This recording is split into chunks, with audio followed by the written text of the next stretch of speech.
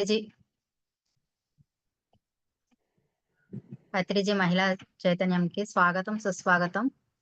ఇవాళ మేడం గారు రమాదేవి గారు హైదరాబాద్ నుంచి అహింసో పరమో ధర్మ గురించి మాట్లాడుతున్నారు. Madam welcome madam. Thank you madam. అమ్మ ఒక్క 2 నిమిషాలు పత్రిజీ మహిళా చైతన్యం గురించి చెప్పి మీరు క్లాస్ స్టార్ట్ చేసేద్దామని. పత్రిజీ మహిళా చైతన్యం స్టార్ట్ అయ్యి ఒక 2 years కంప్లీట్ చేసుకుందండి. ఈ 2 years బిఫోరు శైలజ గారికి విజన్ రావటం జరిగింది. ఆవిడ యొక్క విజన్ ని ఏ విధంగా అయితే విజన్ వచ్చిందో అదే విధంగా విజన్ ఫుల్ఫిల్ చేసుకుంటూ పెడితే ఇప్పటికి 2 years పూర్తి చేసుకుంది. ప్రతి ఒక ఊరు ప్రతి నెల ఒక ఊరు వెళ్ళటము, 3 days వర్క్షాప్ చేయటము, అక్కడ ప్రతి ఒక్కళ్ళకి ధ్యానం యొక్క విలువ, ధ్యానం నుంచి జ్ఞానం ఏ విధంగా మనం సంపాదించవచ్చు, పత్రిజీ ఏ విధంగా అయితే చెప్పారో సేమ్ అదే కంటెంట్ ని అందరికీ అందించాలి అన్న విజన్ ని తీసుకొని ముందుకు వెళ్ళటం జరుగుతుంది పత్రిజీ మహిళా చైతన్యము. ఇప్పటిదాకా 15 ఊళ్ళు దాకా చేయటం జరిగింది. మా పుత్తూరు వెళ్ళటం, కాణిపాకము, రాజమండ్రిలో జరిగింది, విజయవాడలో జరిగింది. ఈ నెల కూడా విజయవాడలో 3 రోజులు వర్క్షాప్ జరుగుతుంది. అది 27, 28, 29 3 days వర్క్షాప్ జరుగుతుంది. ఇలా 15 ఊళ్ళు వెళ్ళి చేయటం జరిగింది. పత్రిజీ మహిళా చైతన్యం పూర్తిగా పత్రిసారి యొక్క 18 ఆదర్శ సూత్రాలు, 13 వ్యక్తిగత సూత్రాలను అందరికీ అవగాహన చేసుకొని సరైన ధ్యాన స్థితికి అందరూ వెళ్ళాలన్న సదుద్దేశంతో ముందుకు సాగిపోతుందమ్మా. దీనిలో భాగంగా ఈరోజు జూమ్ లో రమాదేవి గారు మనకి జ్ఞానబోధన అందిస్తారు. Thank you madam. Thank you. Start చేయండి అమ్మా. Thank you madam. ముందుగా మనందరి గురువులైన బ్రహ్మర్షి పితామహ పత్రిజీ గారికి, అమ్మ స్వర్ణమాల పత్రిజీ గారికి, నాకు ధ్యాన గురువైన స్వరూపారాణి మేడం గారికి, నాకు ధ్యాన పరిచయం చేసిన భారతి మేడం గారికి, నాకు ఈ అవకాశాన్ని ఇచ్చిన పత్రిజీ మహిళా చైతన్య టీం సభ్యులందరికీ కూడా నా యొక్క ఆత్మ ప్రణామాలను తెలుపుకుంటున్నాను. ఈరోజు మనం అహింస పరమో ధర్మ అనే దాని గురించి తెలుసుకుందాం మాస్టర్స్. సత్యాన్ని, ధర్మాన్ని, అహింస విశ్వ నియమాల గురించి త్రికరణ శుద్ధిగా ప్రచారం చేసే ప్రతి ఒక్క దివ్య ఆత్మ స్వరూపులకు నా ఆత్మ ప్రణామాలను తెలుపుకుంటున్నాను. ఈరోజు మనం అహింస పరమో ధర్మ అంటే, అహింస పరమో ధర్మ అంటే అహింస అన్నింటికంటే పరమ ధర్మము. అహింస గురించి పరిపూర్ణమైన జ్ఞానం ఉంటేనే మన జీవితంలో ఆచరించగలుగుతాం. మహాత్మా గాంధీ గారు అహింస ద్వారా మనకు స్వాతంత్రాన్ని తీసుకుని రాగలిగారు.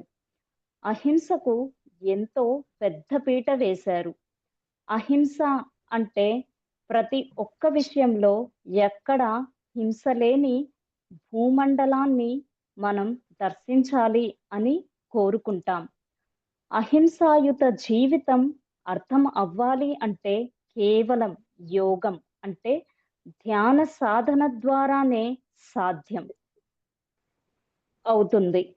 ఎవరైతే యోగాన్ని పరిపూర్ణంగా అర్థం చేసుకుంటారో, వారి అణువులో యోగత్వాన్ని నింపుకుంటారో, వారికి అహింస యొక్క అసలైన అర్థం తెలుస్తుంది.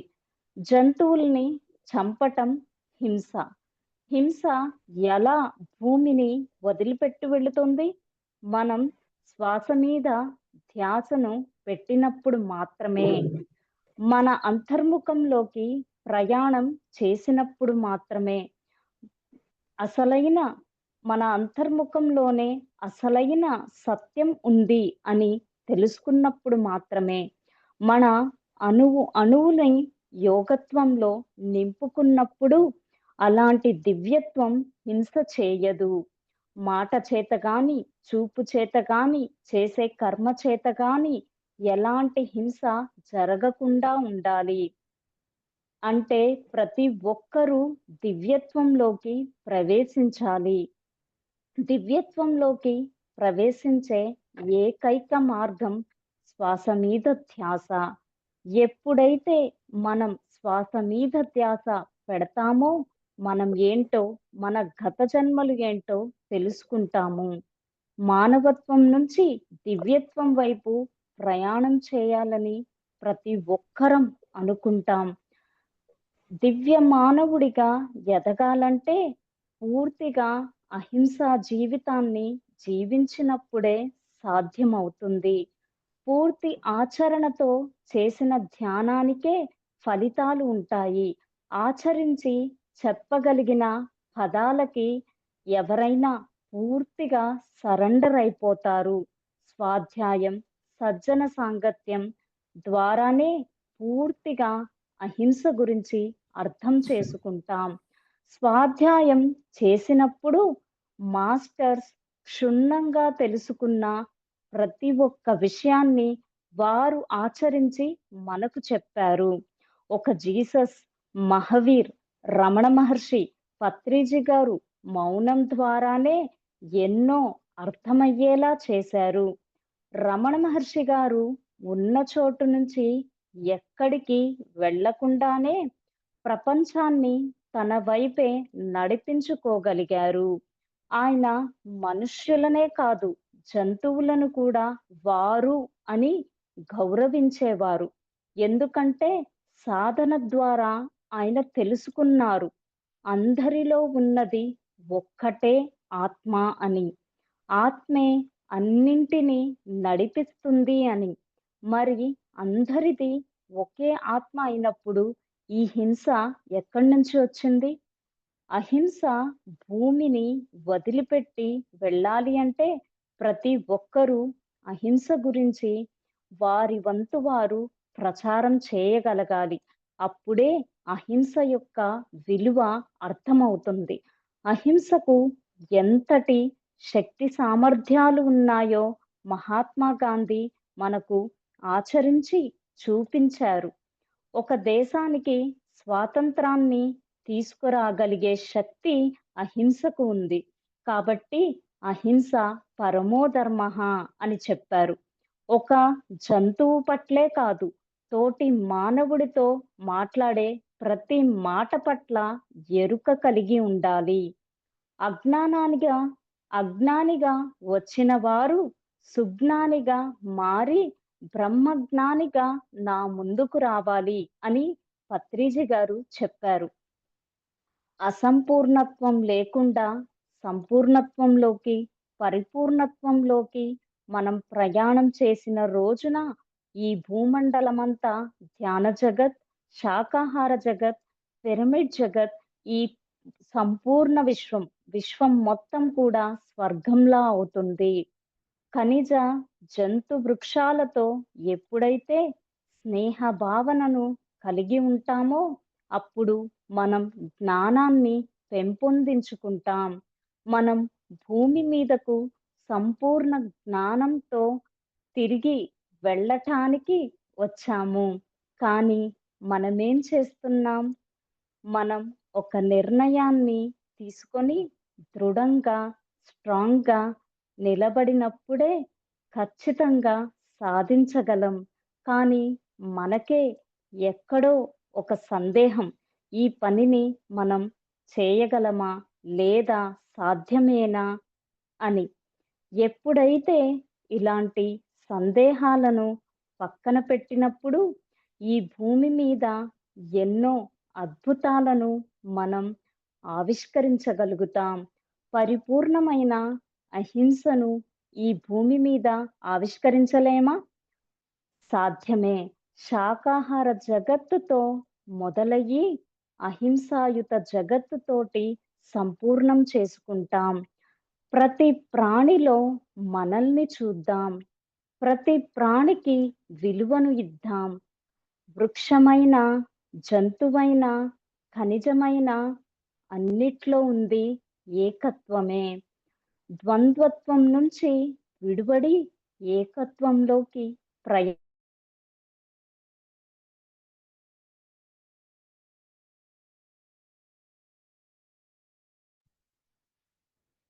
మేడం స్టక్ అయింది మేడం.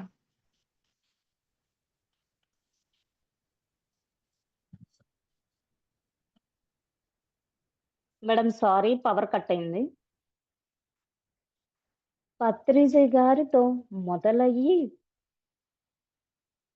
ఇంతమంది పిరమిడ్ మాస్టర్స్ తయారైనట్లుగానే ఒకరోజు మనతో మొదలయ్యి ఈ ప్రపంచమంతా, భూమండలం అంతా అహింసాయుత జగత్ అవుతుంది. అహింస పరమో ధర్మః, అహింస ఉత్తమ ధర్మంగా విలసిల్లుతుంది.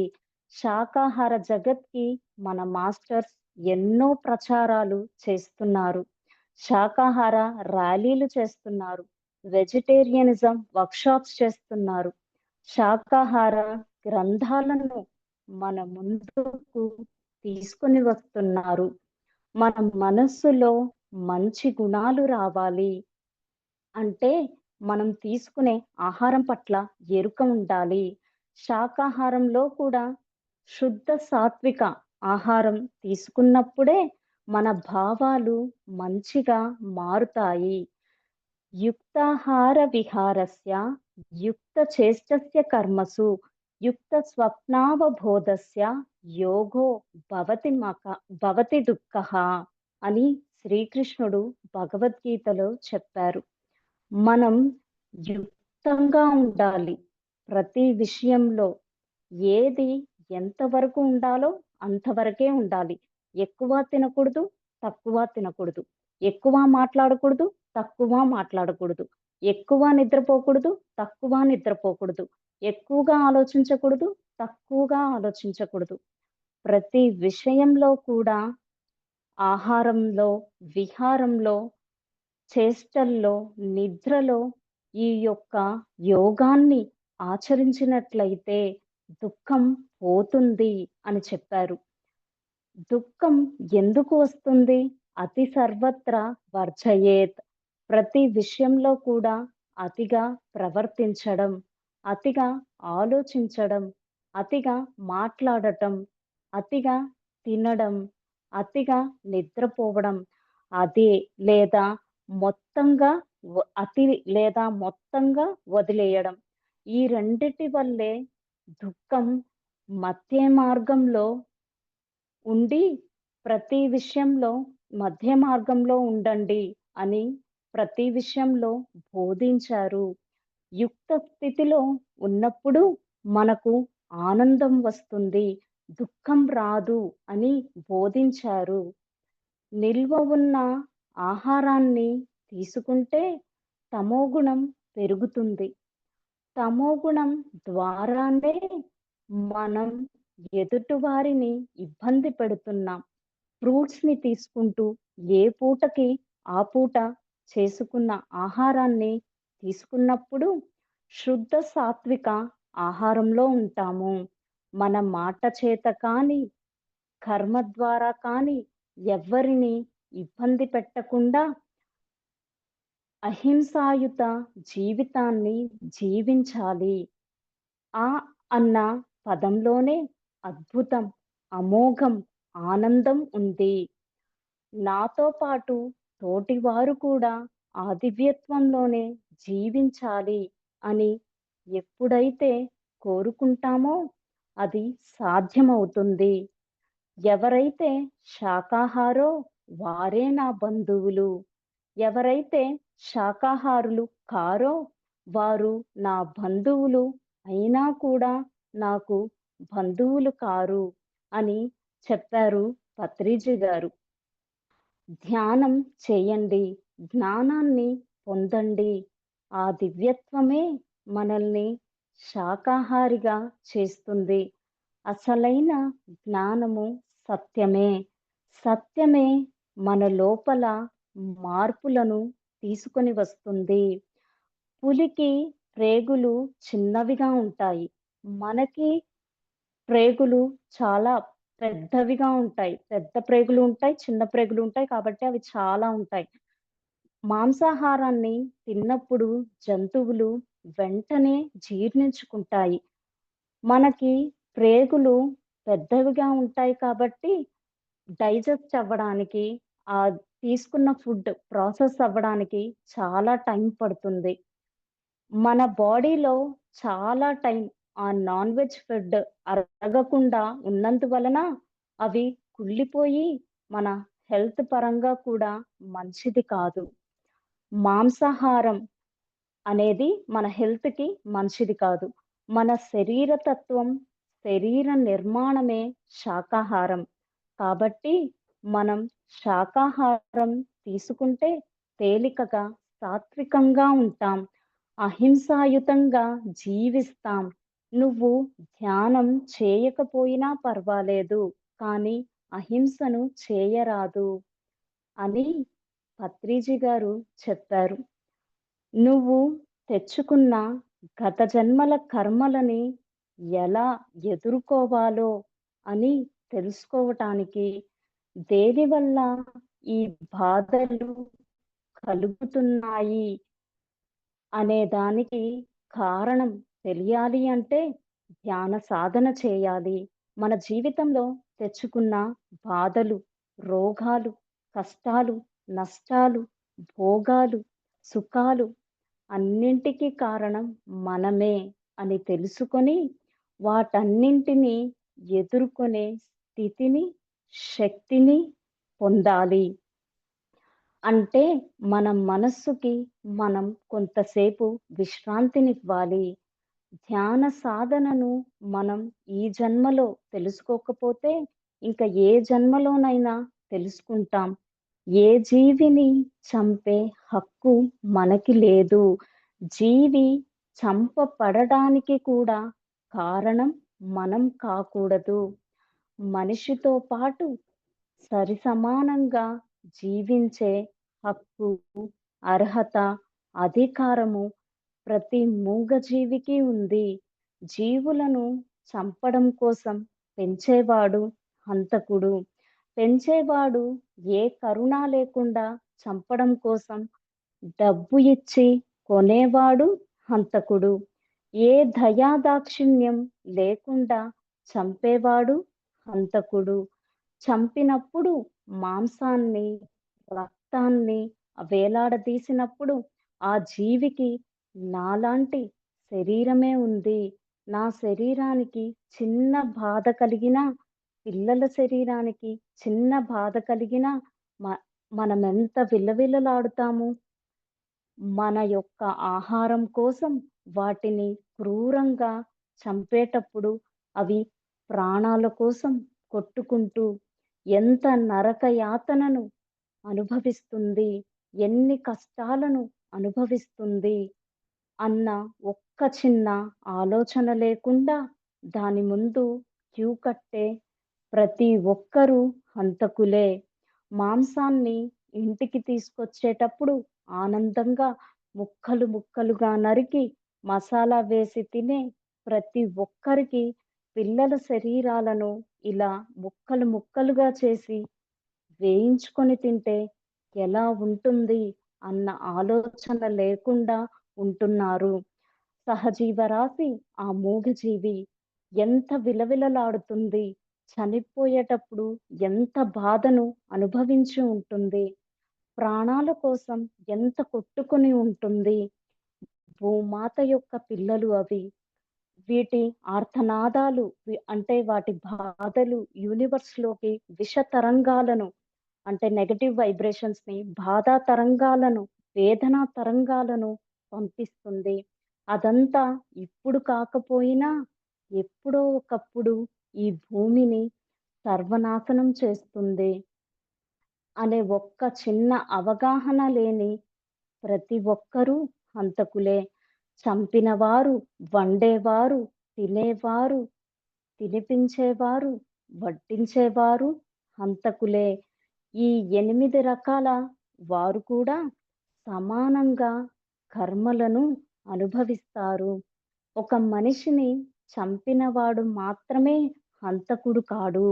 ఒక జీవి చావుకి కారణమైన వారు హంతకులే.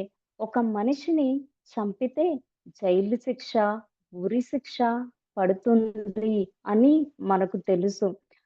కానీ ఎన్ని జీవులను మనం ఆహారంగా తీసుకుంటున్నామో అవి ప్రతి ఒక్క అవయవానికి చేరి రోగాలుగా, కష్టాలుగా, నష్టాలుగా, మానసిక బాధలుగా, మానసికంగా పీడించే కుటుంబ పరిస్థితులుగా, తీవ్రమైన ఒత్తిడి, అశాంతిగా మనల్ని వేటాడుతూనే ఉంటుంది.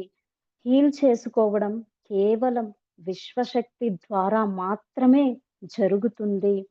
క్షేత్రంలా ఉండే మన దేహాన్ని మాంసాహారం తిన్నప్పుడు మన దేహం శ్మశానంలా తయారవుతుంది. నాడీ మండలంలో బ్లాక్స్ ఏర్పడతాయి. నాడీ మండలంలో బ్లాక్స్ ఎక్కువగా ఉన్నప్పుడు విశ్వశక్తి మనలోకి ప్రవేశించదు. అందుకే ధ్యాన సాధనలో ఆలోచన రహిత స్థితిలో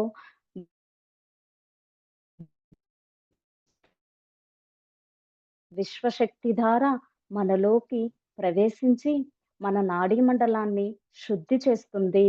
ఆహారం నుండే మన శుద్ధీకరణను మొదలు పెట్టాలి. ఆహారం శుద్ధిగా లేకపోతే మన మనస్సు, మన మాట, మన జీవితం అశుద్ధంగా తయారవుతుంది.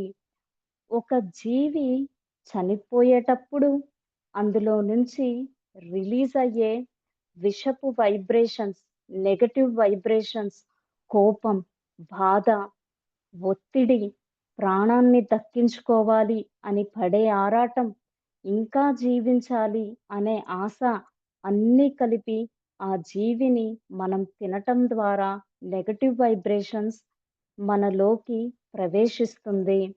మాంసాహారాన్ని తిన్నప్పుడు టెన్షన్, యాంగ్జైటీ, భయం, డిప్రెషన్, ఇరిటేషన్, నిద్రలేమి, ఇండైజెషన్ ప్రాబ్లం, బుద్ధి సరిగ్గా పనిచేయకపోవడం, మంచి మాటలు వినిపించుకోకపోవడం ఇవన్నీ మనం తీసుకున్న ఆహారం వలన కలిగే మార్పులు.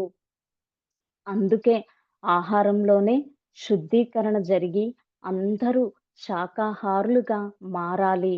మన ద్వారా ఏ జీవి చావడానికి కారణం కాకూడదు.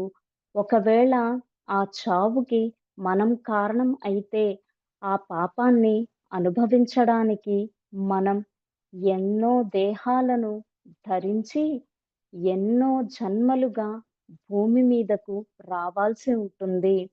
ఒక్క జన్మలో మనం తిన్నదంతా అనుభవించడం కుదరదు. ఎన్ని తిన్నామో అన్ని జీవులు అనుభవించిన ప్రాణవేదనకి మన శరీరంలో అనుభవించడానికి అన్నిసార్లు ఈ కర్మచక్రంలోకి తిరిగి వస్తాం. పునరపి జననం, పునరపి మరణం. అహింస అనేది ఒక గొప్ప ధర్మం. నువ్వు అహింసను ఆచరిస్తే అహింస అనే ధర్మం నిన్ను కాపాడుతూనే ఉంటుంది. ఎప్పుడైతే నువ్వు జీవహింసను వదిలేస్తావో అప్పుడు అహింస నిన్ను కాపాడడం మొదలు పెడుతుంది. హింసాత్మకమైన చర్యలను వదిలిపెట్టినప్పుడు మనల్ని, మన కుటుంబాలు కూడా నిరంతరం కాపాడబడుతుంటాయి. పిరమిడ్ పార్టీ ఆఫ్ ఇండియా ఆవిర్భవించిందే జంతువుల పట్ల క్రూరంగా ప్రవర్తిస్తున్న మనుష్యుల కోసమే.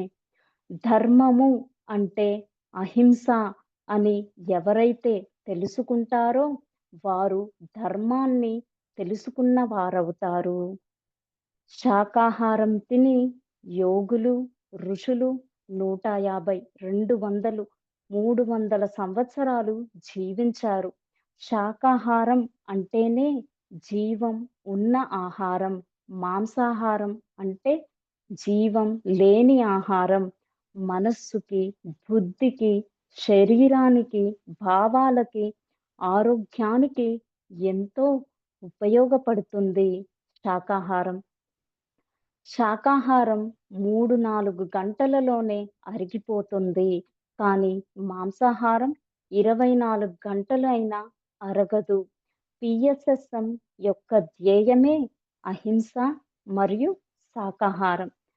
జంతు సామ్రాజ్యాన్ని, పక్షి సామ్రాజ్యాన్ని, సముద్ర జీవుల సామ్రాజ్యాన్ని మనం రక్షించుకోవట్లేదు. శ్రీకృష్ణుడు భగవద్గీతలో ఆత్మజ్ఞానాన్ని బోధించారు. రాముడు రామాయణంలో ధర్మాన్ని, కర్తవ్యం గురించి బోధించారు. కానీ ఎంతమందిని ఆచరిస్తున్నాం? ఆకాశంలో ఎగురుతున్నప్పుడు 700 కిలోమీటర్ల వరకు విస్తరిస్తాయి పక్షి ఎనర్జీస్.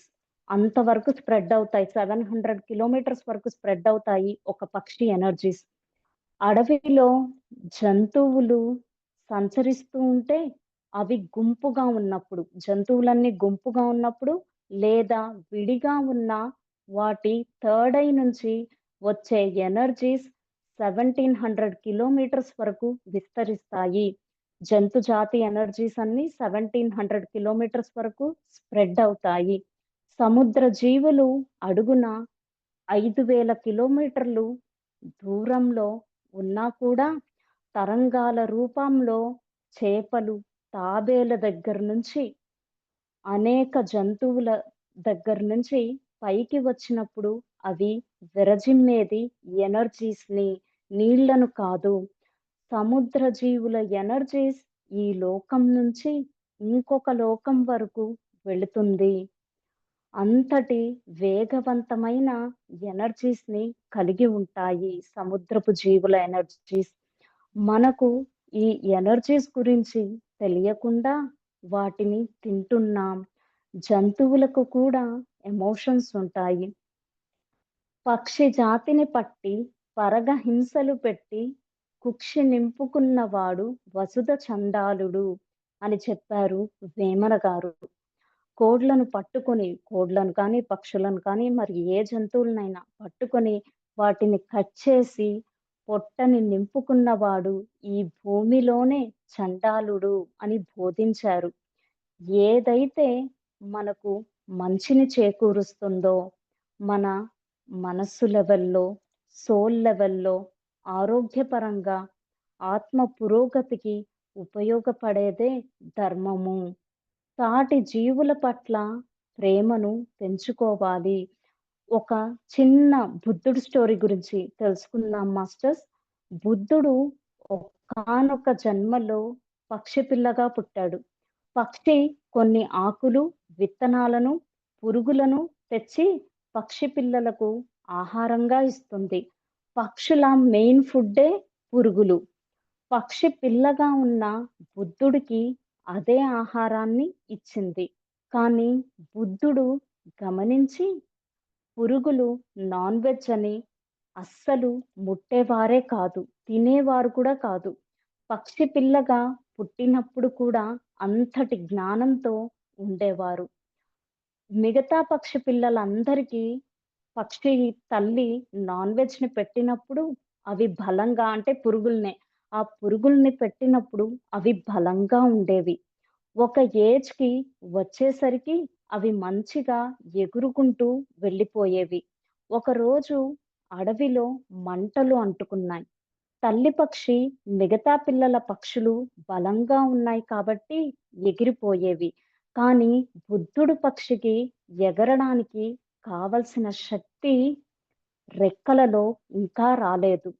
అగ్నిదేవుడు అన్నీ కాల్చుకుంటూ వచ్చేస్తున్నప్పుడు అగ్నిదేవా నమస్కారం అని మనస్సులో పెట్టుకుంటుంది బుద్ధుడు పక్షి. అప్పుడు అగ్నిదేవుడు పక్షి రూపంలో ఉన్న బుద్ధుణ్ణి గమనించి, ఈ పక్షి పిల్ల ఎప్పుడూ కూడా హింసను చేయలేదు. నాన్ వెజ్‌ని కూడా తినలేదు, ముట్టుకోలేదు. పుట్టినప్పటి నుంచే అంతటి జ్ఞానంతో ఉన్న ఆ పక్షిని నేను ఎలా కాల్చగలను అని అగ్నిదేవుడు ఆగిపోయాడు. ఆ పక్షి ఉన్న చెట్టుని వదిలి మిగతా అడవినంతా కాల్చేశాడు. అగ్నిదేవుడు ఎంత గొప్పవాడు అని నమస్కారం పెట్టుకుంటుంది ఆ పక్షి. మనం మంచి పనులను చేసినప్పుడు ప్రకృతి చూస్తూనే ఉంటుంది.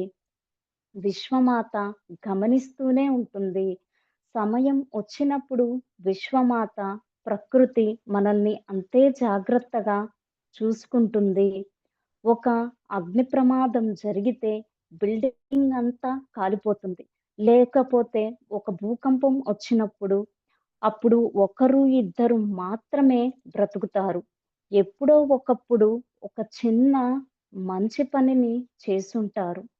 ప్రకృతి గురించి కానీ, విశ్వం గురించి కానీ, ఒక చిన్న ప్రాణిని కాపాడడమో, లేకపోతే ఒక ప్లాస్టిక్‌ని తీసి చెత్తబుట్టలో వేయడమో ఇలాంటివి.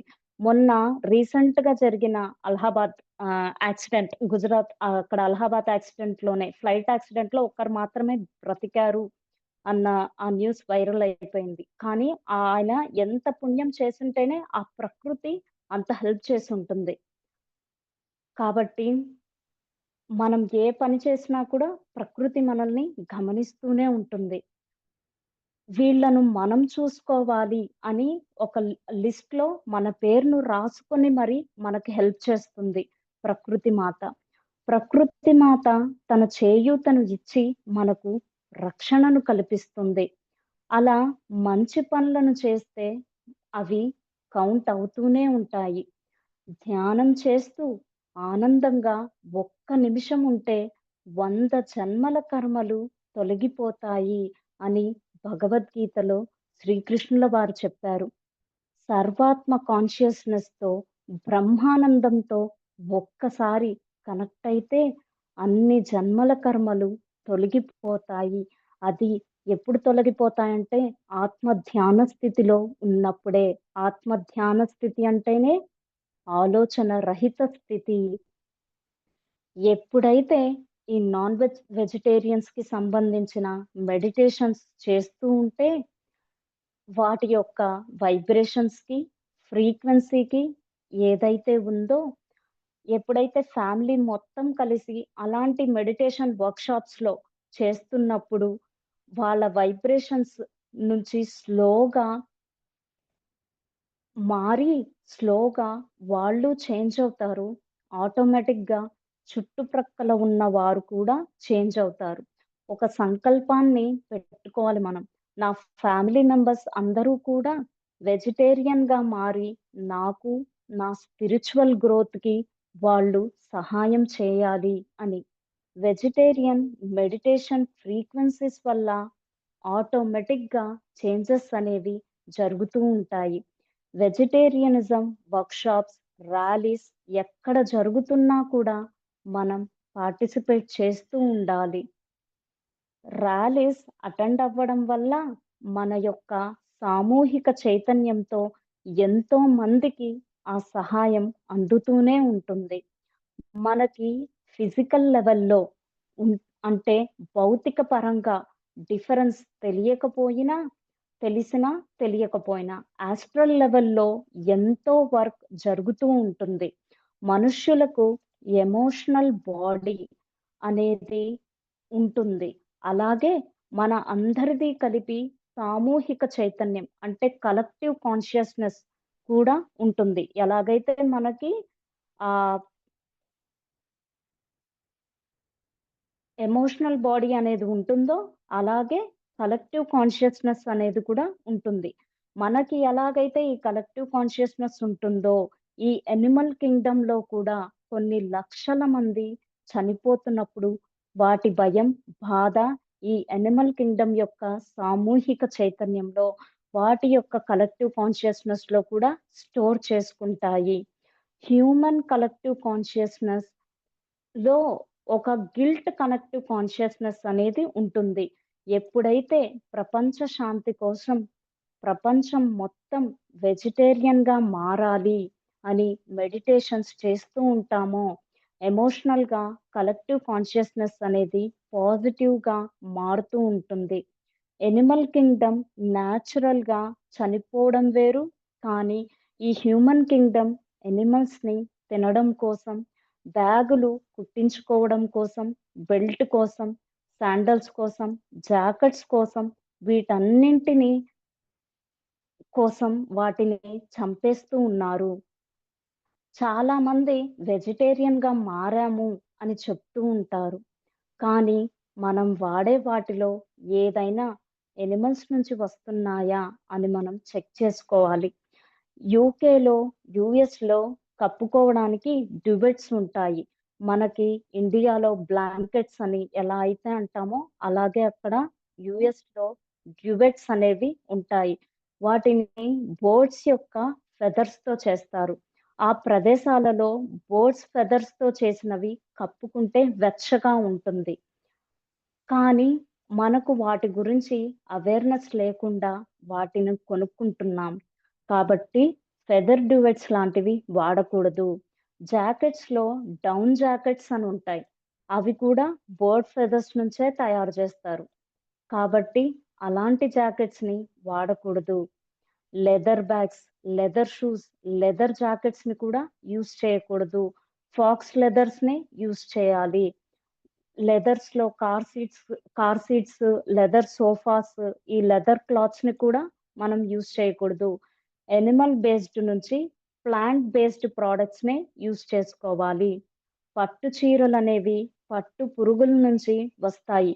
కాబట్టి ఆ పట్టు చీరలను కూడా మనం వాడకూడదు, ధరించకూడదు. ఆ పట్టు పురుగుల్ని కూడా చంపేసినప్పుడు అవి ఎంత బాధను అనుభవించుంటాయి. అందుకే మనం వాటిని కూడా ధరించకూడదు అనంటారు. మనం ఏదైనా హెల్ప్ చేయగలుగుతామా ఈ యానిమల్ కింగ్‌డమ్‌కి అని మనం చూసుకోవాలి. ఈ ముత్యాల గొలుసులు కూడా షీషెల్ అనే లోపలే ఈ ముత్యాలనేవి ఫార్మ్ అవుతాయి. షీషెల్ అన్నా కూడా వాటిని ఏం చేస్తారంటే వాటిని ఓపెన్ చేసి కట్ చేస్తారంట. ఆ కట్ చేసినప్పుడే కట్ చేసి దానిలో నుంచి ముత్యాలను తీస్తారు.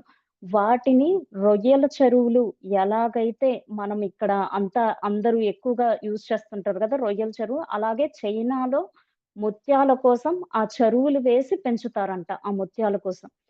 ముత్యాల చిప్పల్లోకి ఇసుక రేణువులను పంపించి, వాటికి అసౌకర్యాన్ని కలిగించి, అవి ఒక మెటీరియల్‌ని రిలీజ్ చేస్తాయి. అలా అసౌకర్యాన్ని కలిగించినప్పుడు వాటిలో నుంచి ఒక మెటీరియల్ అనేది రిలీజ్ అవుతుంది. అప్పుడది రౌండ్‌గా ముత్యాలలాగా రూపు చెందుతాయి. ఈ ముత్యాలలో గూడా డిఫరెంట్ కలర్స్ వస్తూనే ఉంటాయి. అలా ఆ కలర్స్ రావడానికి కూడా ఒక ప్రాసెస్‌ని చేస్తారు. నేచురల్‌గా ముత్యాలనేవి ఫార్మ్ అవ్వాలి అంటే అవి అరుదుగా జరుగుతాయి. వాటిని ఆ యానిమల్ లోపల నుంచి తీసి వాటిని టార్చర్ పెట్టి తీసుకునే ఆ ముత్యాలను మనం ధరించకూడదు.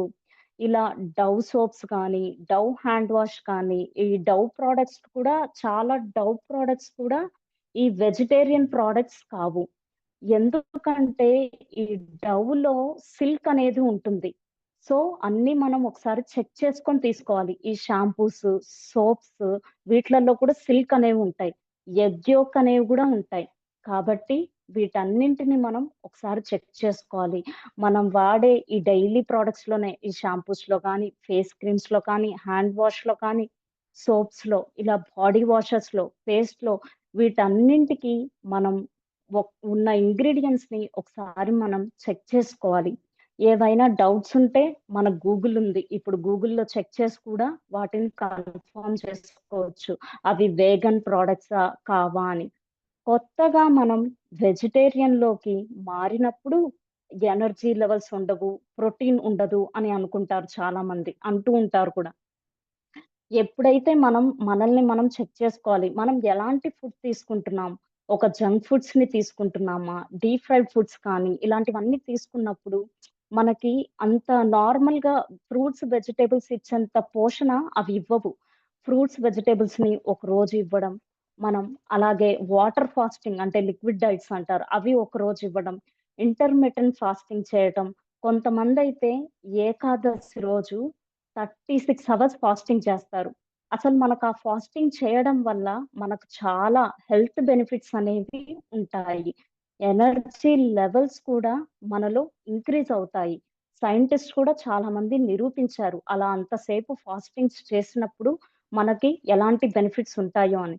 10 హవర్ విండో, 8 హవర్ విండో అలా వాటిలోనే తినాలి.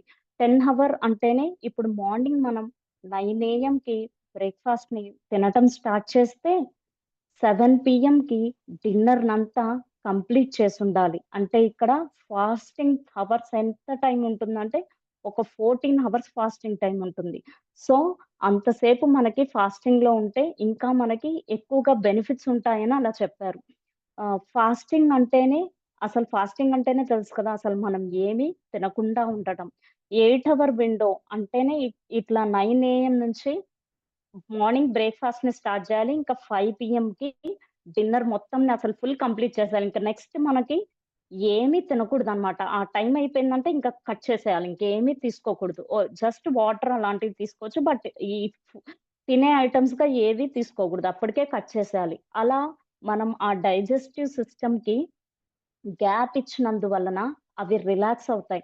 మనలో ఉండే సెల్స్ కానీ అన్నీ రిలాక్స్ అవ్వి సిస్టమ్ గాని ఇలా అన్నీ ఉంటాయి గదా! అన్ని బాడీ పార్ట్స్ కూడా రిలాక్స్ అయ్యి అవి పునర్జీవనం చెందుతాయి. సో, రీజనరేట్ అవుతాయి.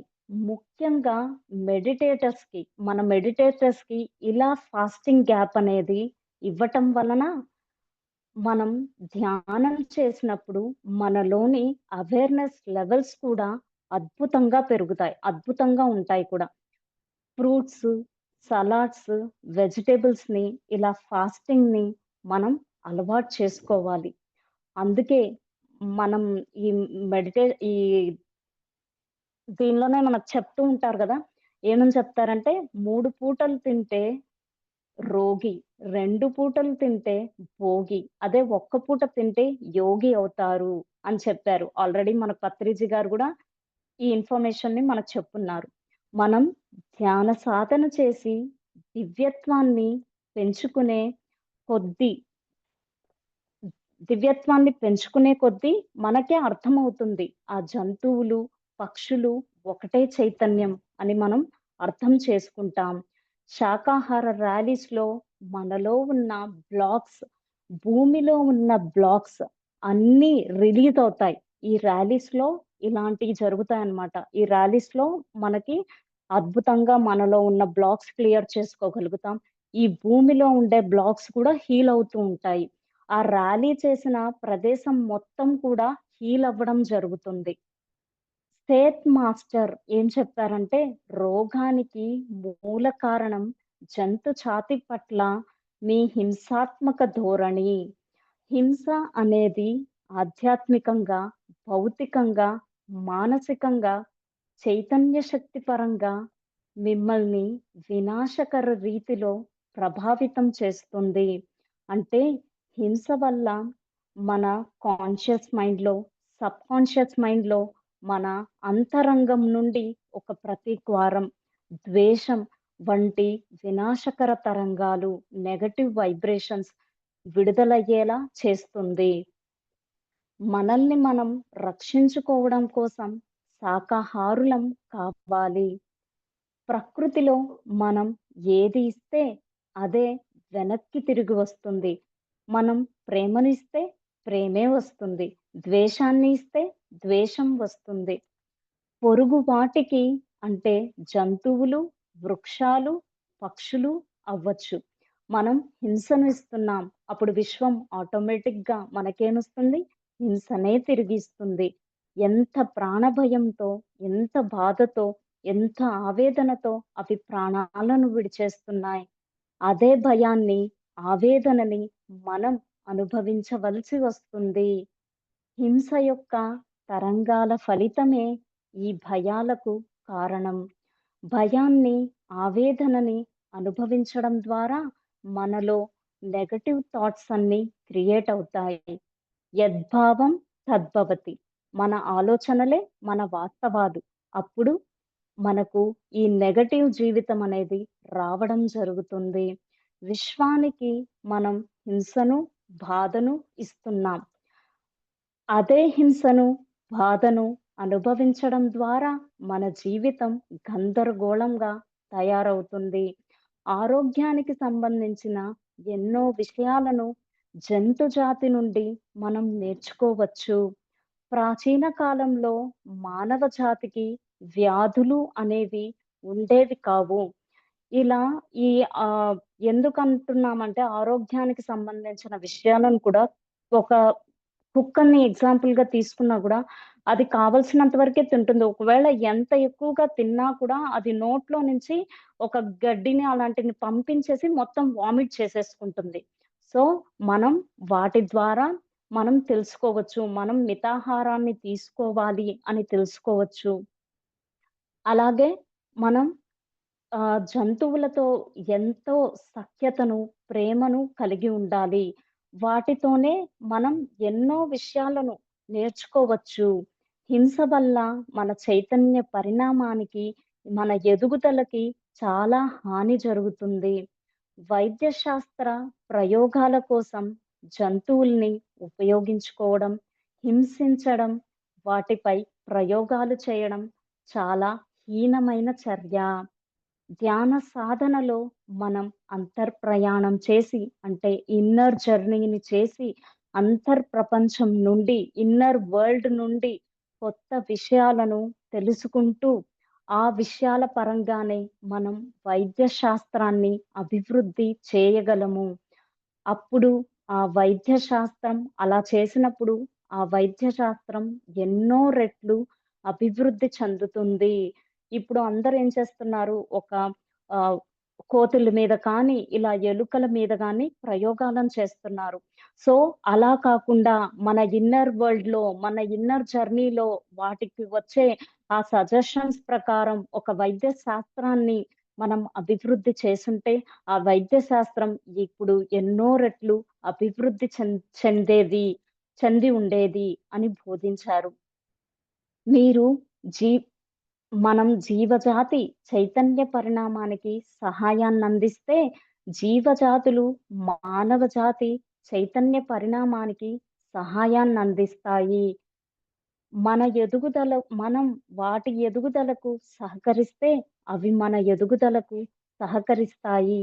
మానవ జాతి అనేది జంతు జాతి, వృక్ష జాతి కన్నా ఉన్నతంగా ఉండే జాతి.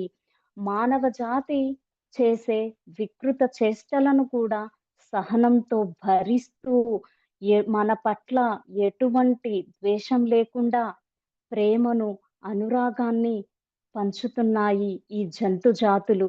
మానవ జాతి సహజ స్వభావంలోకి రావాలి. అంటే చిన్న పిల్లలు ఎంత సహజత్వంగా ఉంటారు. వాళ్ళను తిట్టినా, కొట్టినా మరొక నిమిషంలోనే వాటిని మర్చిపోయి మన దగ్గరికి వస్తారు. అందుకే జీసస్ చెప్పారు, చిన్న పిల్లవాడిలాగా స్వచ్ఛంగా, నిర్మలంగా కాకపోతే మనం దేవుడి రాజ్యంలోకి ప్రవేశించలేము అని. మనం ఒక జీవాత్మగా, ఆత్మగా భావించినప్పుడు సర్వం కల్విదం బ్రహ్మ, మమాత్మ సర్వభూతాత్మ అని తెలుసుకొని అందరినీ ఆత్మగా చూస్తూ ఎవ్వరికీ హాని చెయ్యము.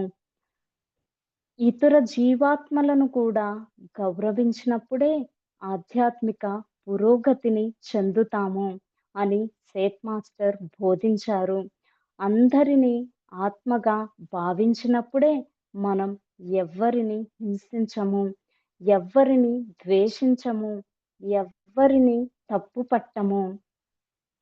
మనల్ని మనం ఆత్మగా భర భావించలేనప్పుడు శరీరంగానే భావిస్తాం. మనము కలలు కంటున్నట్లే జంతుజాతులు, పక్షుజాతులు, ఇతర జీవజాతులు, వృక్షజాతులు కూడా కలలు కంటాయి. కలలు అంటే లక్ష్యం అన్నమాట. మనం ఎలాగైతే మన లక్ష్యాన్ని ఉద్దేశించుకొని భూమి మీదకు ఎలాగైతే ఒక ప్రణాళికతో ప్రవేశిస్తామో, జంతు జాతులైన, పక్షి జాతులైన, ఖనిజ జాతులు కూడా వాటి లక్ష్యాన్ని ఉద్దేశించుకొనే అవి భూమి మీద జన్మిస్తాయి. పెంపుడు జంతువులు యజమానుల ఆలోచనలను టెలిపతి ద్వారా పసికడతాయి. జంతు జాతులతో టెలిపతి ద్వారా మాట్లాడడానికి మనం సాధన చేయాలి. ధ్యాన సాధన ద్వారా జంతువుల భాషను మనం అర్థం చేసుకోగలుగుతాము. పసిపిల్లలు జంతు జాతులతో టెలిపతి ద్వారా మాట్లాడగలరు. టెలిపతిని అభివృద్ధి చేసుకుంటే జంతు జాతులు మనం మాట్లాడడం ద్వారా ఎన్నో విధాలుగా మనం జ్ఞానాన్ని పొందవచ్చు. ఆధ్యాత్మిక జ్ఞానాన్ని ఎంతో ఎక్కువగా జంతువులు చిన్న పిల్లల నుంచి మనం చిన్న పిల్లల నుంచి మనం పొందవచ్చు. చిన్న పిల్లలు ఎంతో సహజంగా ఉంటూ ప్రకృతి నుండి ఎన్నో పాఠాలను నేర్చుకొని మనకు నేర్పిస్తారు. ఆధ్యాత్మికంగా ఎంత ఎదుగుతామో అంత మనం సహజత్వంలో ఉంటాము. ఆధ్యాత్మికంగా ఎంత డౌన్ అవుతామో అంత అసహజత్వంలో ఉంటాము.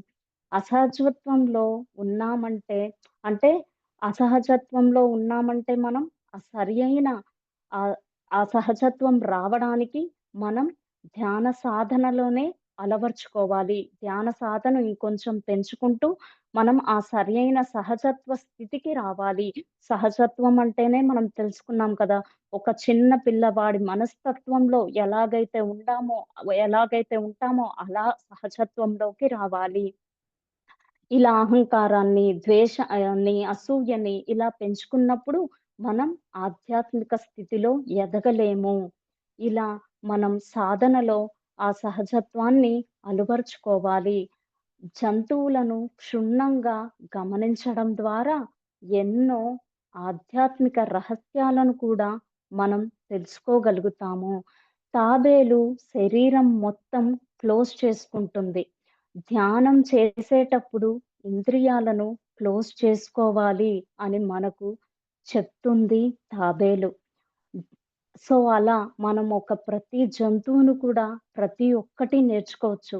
ఇలా తాబేలు మనకు ఎలా అయితే చెప్తుందో, అలాగే మనం కూడా మనం ధ్యాన సాధనను అభివృద్ధి చేసుకున్నామంటే, ఒక టెలిపతి ద్వారా లేదా మనం చూసే దృష్టిని ద్వారా అవి మనకు ఏమి చెప్తున్నాయో, ఏ ఎలా మనకి వాటి సలహాలను, సూచనలను ఇస్తున్నాయో అవి మనం అందుకుంటాం.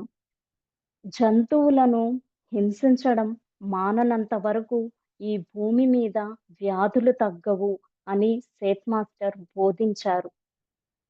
ఒక్క మనిషి మాంసాహారం మానేస్తేనే అవి మనకి 1,00,000 జంతువుల ఆశీర్వాదం లభించినట్లు. అహింస పరమో ధర్మః అంటే పరలోకంలోని ధర్మం అహింస. కాబట్టి ఆ అహింస పరమో ధర్మః అక్కడ ఎలా అయితే అహింస అనేది ఉందో, ఆ పరలోకంలో అహింస అనేది ఉందో, ఆ పరలోకంలోదే ఈ భూలోకంలో కూడా నేర్చుకోవాలి అని చెప్పే అహింస పరమో ధర్మః అని చెప్పారు మనకి పత్రిజీ గారు. మేడం టైముందా? ఎంతైంది మేడం టైము? ఉంది మేడం 5 మినిట్స్. 5 మినిట్స్ ఉందా? Okay madam.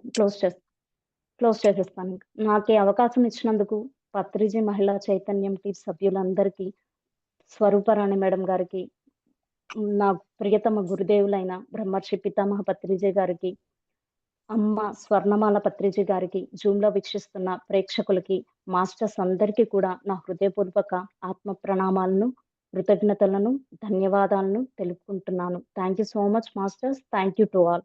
Thank you madam.